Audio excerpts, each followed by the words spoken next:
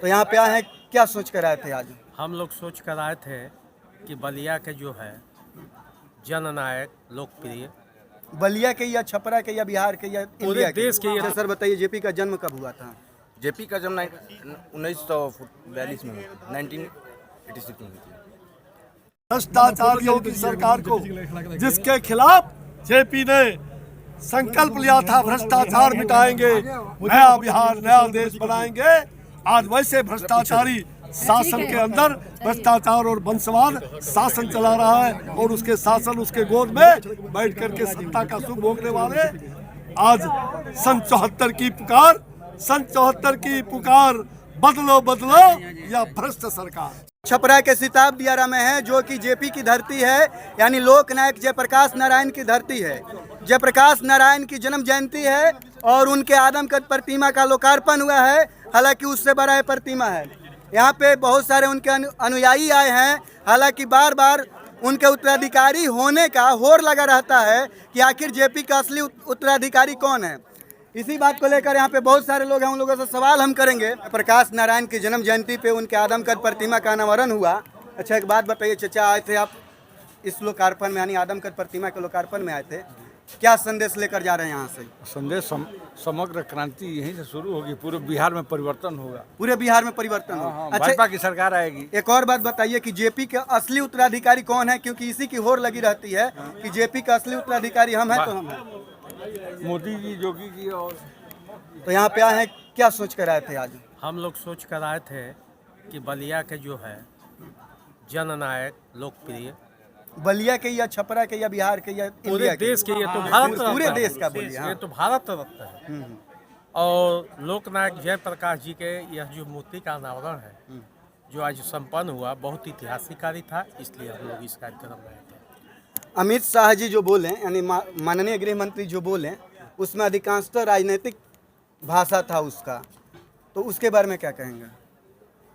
अमित शाह जी बड़े नेता हैं और जो भी बोलेंगे वो देश हित में बोलेंगे। जो उन्होंने काम किया है उसके बारे में वो बोले हैं, यही मेरा कहना है। अपना परिचय बता दीजिए। सियाराम यादव, मैं भारतीय जनता पार्टी का कार्यकर्ता हूँ। मेरा बलिया शहर में घर है, नगर विधानसभा का रहने वाला हूँ। यही मेरा परिचय है। भाई जितेंद्र राय जी हैं। मैं जितेंद्र नाथ राय भारतीय जनता पार्टी का एक सेवक हूँ और देश नहीं बल्कि दुनिया के सबसे बड़े नेता कह लीजिए, महापुरुष कह लीजिए, आदरणीय परम पूज्य जयप्रकाश नारायण जी का जो सपना है, जो सोच है, त्याग संघर्ष बलिदान इनका था भ्रष्टाचार अन्याय के खिलाफ और जाति तोड़ो अभियान के सबसे बड़े नेता थे। और राष्ट्रपिता महात्मा गांधी, लोकनायक जयप्रकाश नारायण जी लोहे जी कभी कुर्सी पर नहीं बैठे। उसी कड़ी में इन्हीं लोगों को परंपराओं को लेकर चल रहे हमारे मोदी जी और प्रदेश में योगी जी। और आज माननीय अमित शाह जी आए थे, जो इनका सपना था उस सपने को साकार करने के लिए। और बिहार में जो आज सरकार लोग चला रहे हैं, जिसको पलटू सरकार कहा जाता है, आए दिन ये लोग बदलते हैं। इनके सपने का अगर सरकार होते तो निश्चित रूप से वहाँ कांग्रेस के साथ बैठ के राजनीति नहीं करते कांग्रेस के गोद में। ये सही कहे, आज जरूरत है इनके सपने को साकार करने के लिए माननीय मोदी जी और अमित शाह जी और योगी जी के नेतृत्व में निश्चित रूप से देश आगे बढ़ेगा, तरक्की करेगा। और सारी योजनाओं के विषय में कहे। हमारे साथ युवा नेता हैं, क्या है सर आप? मेरा नाम अमन सिंह पड़ेगा। मैं मुरली छपरा मंडल का पूर्व मंडल संयोजक आईटी सेल का हूँ, भारतीय जनता पार्टी के। जयप्रकाश नारायण के बारे में क्या बोलना चाहेंगे? हमारे जयप्रकाश नारायण जिनके वजह से और जिनके सपनों की वजह से हम लोगों की बहुत उम्मीदें जुड़ी होती है। सदैव हमारे स्वर्गीय जयप्रकाश नारायण जी से हम लोग प्रेरित होते हैं कि हमारे आदर्श और हमारे क्षेत्र के लिए और जो देश के लिए हमारे रहते हुए इन्होंने जो कार्य किया, उसके लिए हम लोग और यहाँ की धरती सदैव गौरवान्वित होती रहती है। अच्छा, अब जेपी के बारे में कुछ सवाल करेंगे यहाँ के लोगों से। अच्छा सर बताइए, जेपी का जन्म कब हुआ था? जेपी का जन्म 1942 में हुआ, 1986 में हुई थी। चलिए, इनको जानकारी नहीं है। सर जेपी का मुख्य आंदोलन कौन कौन था? मुख्य आंदोलन जेपी जी का मुख्य आंदोलन एक था जात पात तोड़ो आंदोलन और जनेऊ तोड़ो आंदोलन और कई सारे ऐसे तमाम आंदोलन थे जो देश के हित में आंदोलन उनका था और जिसके लिए हम लोग सदैव प्रेरित रहते हैं। धन्यवाद। देखिए, जेपी जी एक ऐसे आंदोलन किया जिसमें इंदिरा सरकार को हिलाने का काम किया। कब हिलाने का काम किया? जो समय इमरजेंसी लगी थी उस समय जेपी जी इंदिरा सरकार को हिलाने का काम किया था। आज जेपी जी जिन जिन को पैदा किए हैं, जिन जिन नेताओं को पैदा किए हैं, आज कुर्सी कुमार बनकर बैठे हैं। 7 बार कुर्सी बदल दिए। ऐसे सरकार को, ऐसे बिहार की जनता को मैं बलिया से आकर उन लोगों को प्रेरणा स्रोत करता हूं कि आप नीतीश कुमार को उखाड़ कर फेंके और मोदी और जोगी की नीति वाली सरकार को असली लाइए। उत्तराधिकारी कौन है जेपी के? नीतीश कुमार, लालू यादव या फिर कौन? भारतीय जनता पार्टी है भाई। भारतीय जनता पार्टी ने बलिया में मोदी जी ने उज्ज्वला योजना का शुभारंभ किया, आवास दिया। और बिहार में जो आंदोलन किया गया था, अब बिहार मैंने सुना अभी मंत्री जी बता रहे थे, अब बिहार में रिंग बांध बन गया है, यूपी में अभी बाकी है। इसके लिए कौन दोषी है, जोगी जी या फिर कौन? देखिए बलिया में यूपी में बन चुका है, आधा बन चुका है रिंग बांधा, सिर्फ बाढ़ की वजह से रुका था। और आप बता देते हैं जितना उत्तर प्रदेश में कार्य हुआ है, जो बिहार में कोई नीतीश कुमार का माई का लाल नहीं पैदा हो सकता है, बिहार में कार्य कर सकता है। और ये जेपी यानी कि लोकनायक जयप्रकाश नारायण का आदमकद प्रतिमा है, जिसका आज अनावरण हुआ है भारत के गृह मंत्री अमित शाह के द्वारा। एक बार पीछे दिखा दीजिएगा, पीछे उनका मंच है जहाँ पे उनका लोकार्पण वाला भाषण हुआ था। और यहाँ पे उत्तर प्रदेश के मुख्यमंत्री योगी आदित्यनाथ भी आए थे। तो सबका भाषण एक तरह से मान के चलिए कि अब एक जयप्रकाश नारायण के बारे में कम जानकारी के साथ ही राजनीतिक रूप से ज़्यादा था इसमें। आज लोकनायक जयप्रकाश नारायण के जन्म जयंती पे उनके आदमकद प्रतिमा का अनावरण हुआ। और हमारे साथ बात करने के लिए भाजपा के वरिष्ठ सदस्य लोग मौजूद हैं। और साथ में इस ट्रस्ट के ट्रस्ट यानी कि जो क्या नाम है सर ट्रस्ट का? ब्रजेश कुमार सिंह। ट्रस्ट का क्या नाम है? जयप्रभा फाउंडेशन। जयप्रभा फाउंडेशन के सदस्य हैं सर, और इसके बारे में जानकारी देंगे कि इसका सर निर्माण करने का क्यों उद्देश्य है आप लोगों को? निर्माण करने का कि लोकनायक जी की जन्मस्थली थी और ये महापुरुष जो थे देश को एक संदेश दिए, उनकी भूमि का विकास होना चाहिए। वो समय था कि जब जयप्रकाश जी बीमार थे और गांव के लोग गए थे जयप्रकाश जी से मिलने के लिए, और जयप्रकाश जी के लोगों ने कहा कि आपकी गांव में कोई सुविधा नहीं थी। वास्तव में यहाँ से कहीं भी जाने के लिए 9 किलोमीटर पैदल चलना पड़ता, या बकुलाहा या गौतम स्थान जाना पड़ता था। तो जयप्रकाश जी ने कहा कि यदि मैं एक गाँव की विकास करूँगा तो यह पूरे देश के अन्य गाँवों के साथ अन्याय होगा। इसलिए सब गाँव हमारे अपने गाँव हैं, इसलिए अपने गाँव के बारे में मैं विशेष कुछ नहीं कर सकता हूँ। यही बात अमित भाई आए थे तो उनको बताया गया था। इसको राष्ट्रीय स्मारक का दर्जा उन्होंने दिया। और यहाँ राष्ट्रीय ध्वज निर्माण का भी एक केंद्र बनेगा, जो पूरे देश में भी 2 जगह निर्माण होता है, या तीसरा ये सेंटर बनने जा रहा है। अच्छा, हमारे साथ भाजपा के वरिष्ठ सदस्य श्रीनिवास जी हैं। एक बात बताइए आप कि जैसे जेपी के आंदोलन पे यानी जेपी के धरती से क्या सीख लेकर जा रहे हैं? जेपी ने जो नारा दिया था, लोकतंत्र भारत में कायम रहे, दूसरी आज़ादी उन्होंने दिया था, भ्रष्टाचारी के खिलाफ और जातिवाद के खिलाफ उन्होंने संकल्प लिया था और लोगों को दिलवाया था।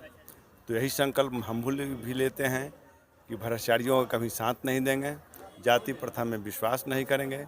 और उन्होंने जो सप्त क्रांति, संपूर्ण क्रांति यानी सप्त क्रांति की जो कल्पना की थी, मौका मिलेगा तो उसको हम लोग अमली जामा पहनाएंगे करेंगे। जेपी का असली चेला कौन है? क्योंकि इसी को लेकर होड़ लगी है बिहार में कि हम असली चेला हैं, तो हम असली चेला। असली चेला कौन है? असली चेला यानी उत्तराधिकारी भारतीय जनता पार्टी उनके सिद्धांतों को अमली जामा पहना रही है नरेंद्र मोदी जी के नेतृत्व में। उन्होंने जो ग्राम स्वराज, ग्राम विकास, जाति प्रथा, सबका कल्याण हो, सबका आगे, सब कुछ आगे बढ़े, उन्होंने यह दिया था। और उसको नरेंद्र मोदी के नेतृत्व में भारतीय जनता पार्टी पूरा कर रही है। जेपी के गांव का विकास सही से नहीं हुआ है, तो इसके लिए जिम्मेवार कौन है? इसके पहले जो भी मेरे सरकार थी, 70 बरस से जो देश की आज़ाद में केंद्र की सरकार थी, या उत्तर प्रदेश की जो 10 बरस पहले सरकार थी, बिहार में जो जंगल राज की सरकार थी, वे जिम्मेवार हैं।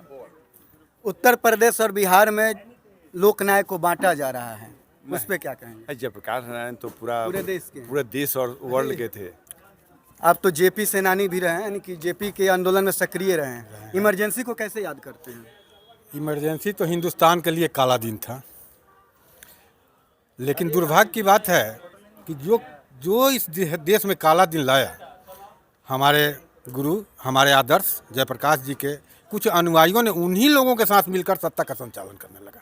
यह देश के लिए सबसे दुर्भाग्य की बात। आपको एक बता रहा हूँ कि 25 जून 1975 को आपको यहाँ आपातकाल लगा, और 10 जून 1975 को पटना के गांधी मैदान में एक जनसभा हुआ था इनका। उन्होंने इसमें उस जनसभा में इन्होंने एक वक्तव्य दिया था कि हमारी लड़ाई सत्ता से नहीं है, हमारी लड़ाई व्यवस्था से है। दुर्भाग्य है कि उसके बाद जो भी सत्ता बदली, लेकिन व्यवस्था कभी भी नहीं बदल पाई। इसलिए मैं किसी पार्टी विशेष की बात नहीं करूंगा, लेकिन हिंदुस्तान में सत्ता बदलते आया है, कभी व्यवस्था नहीं बदला है। और जब तक सत्ता नहीं बदलेगा, जयप्रकाश जी के प्रति सच्ची श्रद्धांजलि नहीं एक बात मैं और बता दूं, यूपी बिहार में बांटने के बाद तो अंतर्राष्ट्रीय थे, उनका थॉट पूरा विश्व के लिए है, भारत के लिए है। जयप्रकाश जी का ओरिजिनल पासपोर्ट आज भी इस ट्रस्ट के पास है। आप देख सकते हैं, उन्होंने अपने कलम से अपना जन्मभूमि, लाला टोला, सिताब दियारा, रिविलगंज, सारण लिखा है। अब इससे आगे कुछ नहीं कहा। चलिए, हमारे साथ जेपी सेनानी हैं। सर, लोकनायक को कैसे याद करते हैं? लोकनायक जयप्रकाश नारायण के नाम पर ही हम लोग 1976 में जिस समय इमरजेंसी लग गई थी, जिस समय रोड पर आना, किसी तरह का 4 लोगों का इकट्ठा होना, आंदोलन करना एकदम अवैध था। उस समय हम लोग इमरजेंसी के दौरान वो आंदोलन किए और हम लोगों पर DIR लगा, देशद्रोह का मुकदमा। उस समय मात्र मैं 16 वर्ष की अवस्था में था, 7वां पास करके और 8वां में मैं गया था। और उसी समय जो है हम लोग इस आंदोलन में कूद गए, इसलिए कि देश का जो कानून था, उस कानून को पूर्णतः स्थगित कर दिया गया था और चारों तरफ जो है एक त्राहिमाम की स्थिति थी। कोई वाकया सर बताइए। उस समय जो है हमारे जितने बड़े बड़े नेता थे, वो सारे लोगों को जेलों में बंद कर दिया गया था। जो बाकी कुछ बचे थे जो अंडरग्राउंड होकर के कार्य कर रहे थे, लेकिन ये उस समय इंदिरा जी अघोषित रूप से पूरे देश को अपने मुट्ठी में ले ली थी कि किसी तरह से जो हम ये सत्ता में बने रहें। इसलिए कि जगमोहन ने जो उस समय ये जज हुआ करते थे, उन्होंने एक फैसला दिया था कि इनका जो लोकसभा का जो चुनाव है वह रद्द किया जाता है, क्योंकि इन्होंने गलत तरीके से उस समय के युग में, आज से 50 वर्ष पहले शराब बांट करके लोगों को प्रभावित करके, यहाँ तक कि उन्होंने ये भी गलती कर दी कि अपने ही OSD को वहाँ पर चुनाव का प्रभारी बनवा दिया, कन्वेनर बनवा दिया। और ये सारा सबूत जो है वो जज के सामने आया, तो उसने देखा कि ये तो सारा सबूत सही है, इसलिए उनका जो है चुनाव वो रद्द कर दिया। वो MP नहीं रह गई। वो जब MP नहीं रह गई तो वो प्रधानमंत्री भी वो नहीं रह सकती थी, इसलिए उन्होंने प्रधानमंत्री रहने के लिए वो पूरे देश में इमरजेंसी लगा दी।